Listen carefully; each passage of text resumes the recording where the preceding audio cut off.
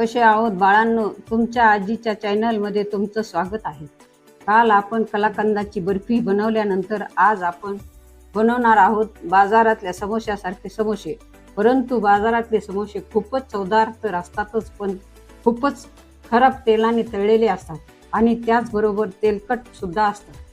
तर आपण आज कमी तेलकट व खुसखुशीत समोसे बनवणार आहोत। आपण सर्वात पहिलं उंडा मळवण्यासाठी घेणार आहोत साहित्य: 2 कप मैदा, अर्धा कप रवा, 2 चमचे ओवा, अर्धी वाटी साजूक तूप, चवीपुरतं मीठ आणि लागण तसं पाणी। वाटीत घेतलेला आहे 2 कप मैदा।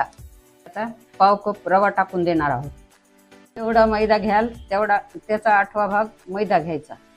2 चमचे ओवा घ्यायचा, चवीपुरतं मीठ टाकायचं। सर्व आपण आता मिक्स करून घेणार आहोत।